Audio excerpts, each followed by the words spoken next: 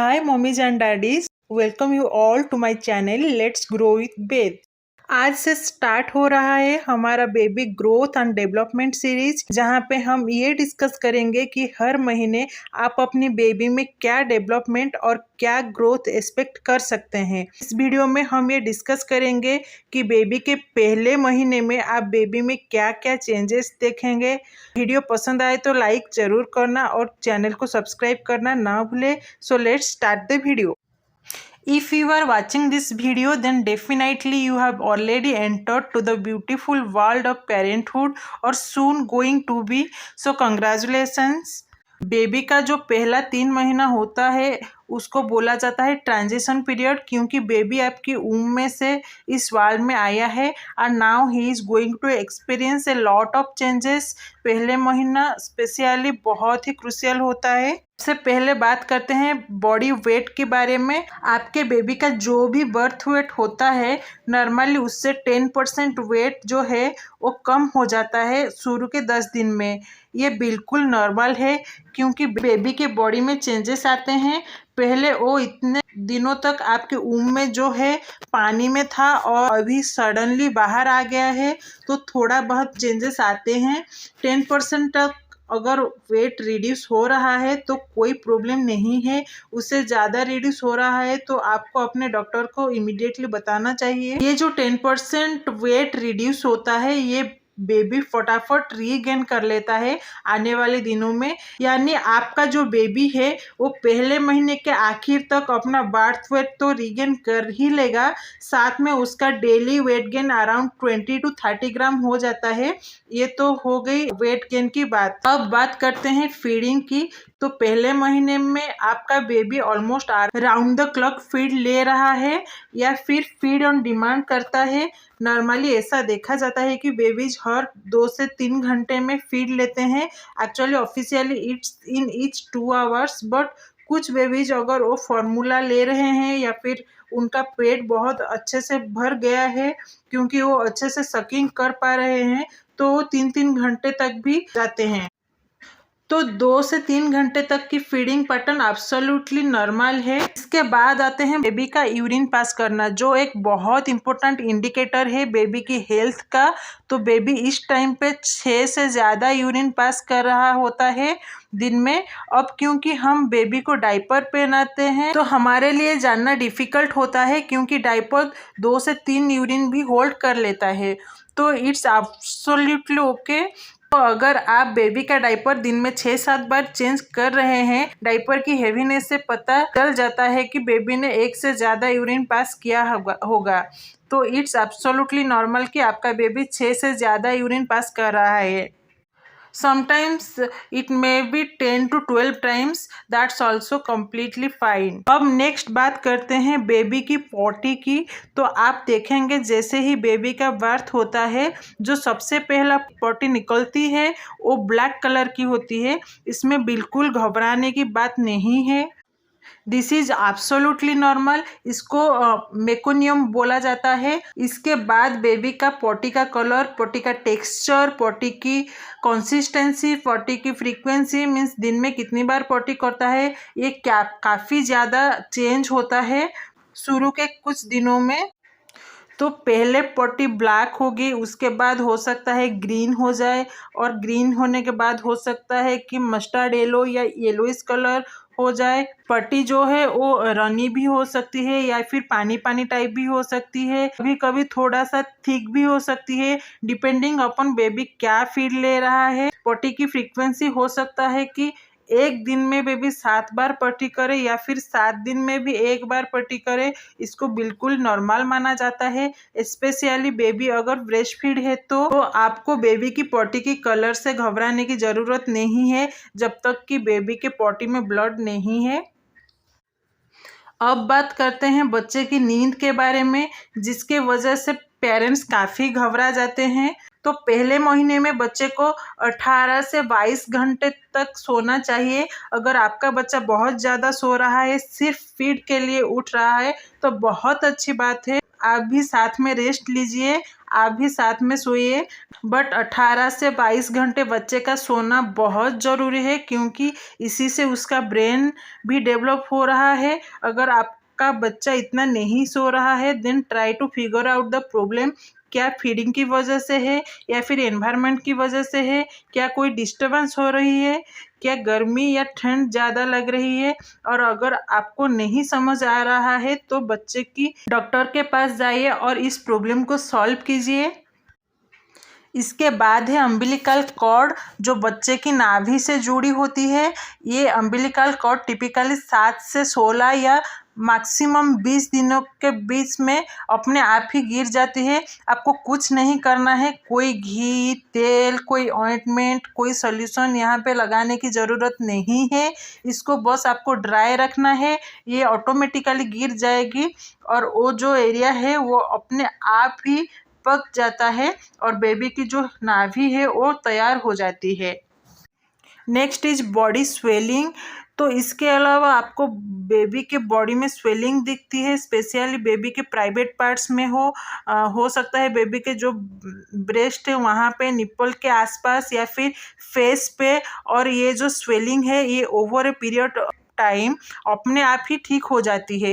Typically 1 महीने के and तक ये अपने आप कम हो जाते हैं। इसमें कोई घबराने की बात नहीं है, आप बच्चे को मसाज कर सकते हो। ऐसा नहीं है कि स्वेल पार्ट को मसाज नहीं करना है, आराम से मसाज करो, टच करो, वॉश करो, एब्सोल्युटली नो प्रॉब्लम। अगर इन सब स्वेलिंग एरिया को टच करने पे आपको लग रहा है कि आपका बेबी रो रहा है, उसे पेन हो रहा है, या फिर आपको लगता है कि वो एरिया रेड हो रहा है, या अराउंड 1 मंथ तक आपको नहीं दिख रहा है कि स्वेलिंग वगैरह कम हो रहा है, तो अपने डॉक्टर से इसको डिस्कस करो।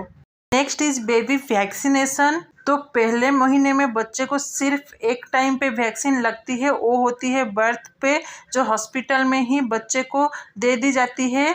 इसके अलावा फर्स्ट मंथ में आपको बच्चे को और कोई वैक्सीन लगानी नहीं होती। अब बात करते हैं बेबी की सेंसेस की।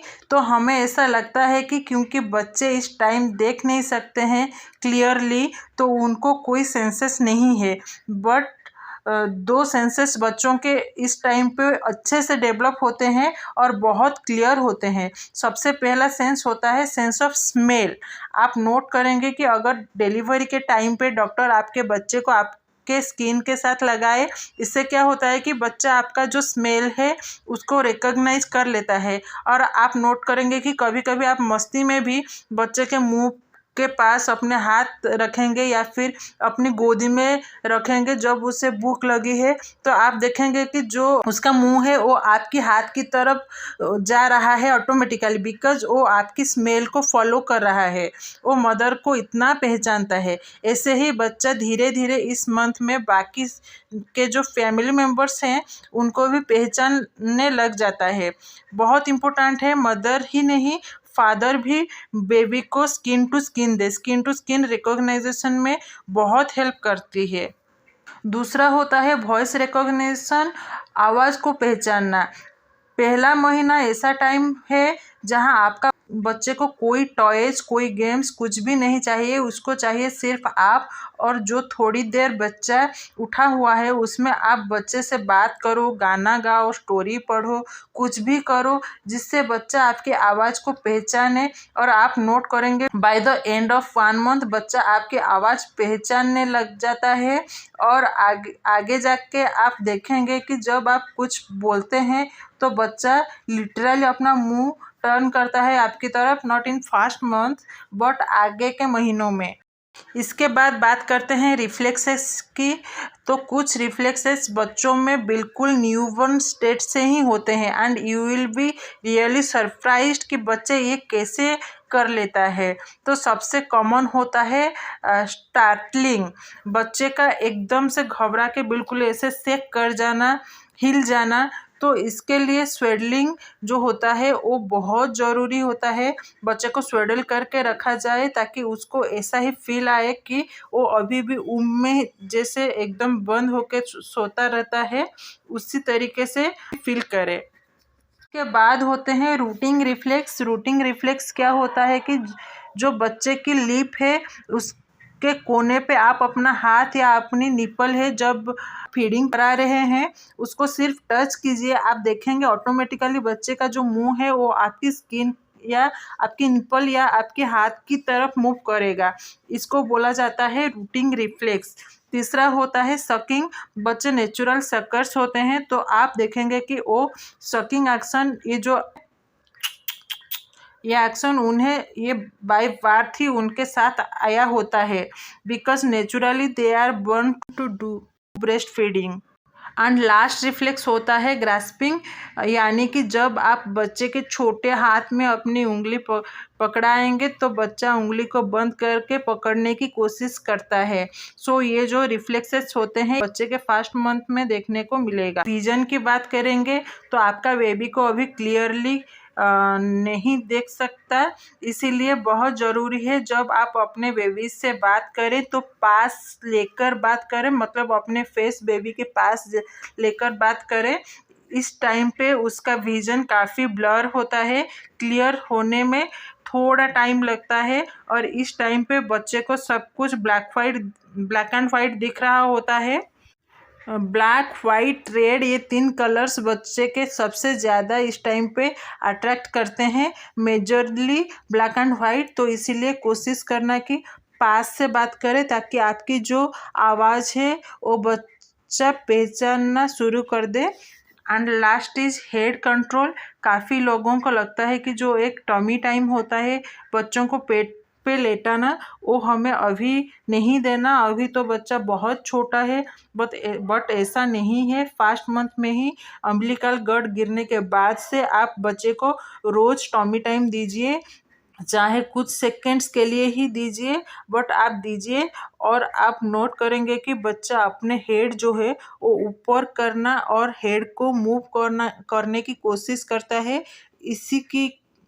इसी के अलावा आप जब बच्चे को शोल्डर पे रखते हैं, चाहे बर्प देने के लिए चाहे थोड़ी देर अपराइट रखने के लिए, तो उससे भी बच्चे का हेड कंट्रोल होना शुरू हो जाता है। तो थोड़ा बहुत हेड कंट्रोल आपको फर्स्ट मंथ के एंड तक दिखना शुरू हो जाएगा अगर आप बच्चे को ये अपॉर्चुनिटीज़ दे रहे हैं तो। So guys I know video थोड़ा सा लंबा हो गया बट ये काफ़ी सारी चीज़ें हैं जो आपको बच्चे के पहले महीने में देखने को मिलते हैं। I am sharing this video based upon my personal experience and आपको ये भी बताना चाहूँगी कि हर बेबी अलग होता है, हर बेबी का ग्रोथ डेवलपमेंट माइलस्टोन्स जो होते हैं अलग होते हैं। मैंने भी जो बताया वो बस एक स्टैंडर्ड चीज़ है, ऐसा नहीं है कि मेरा बेटा हर एक पॉइंट को कवर कर रहा था।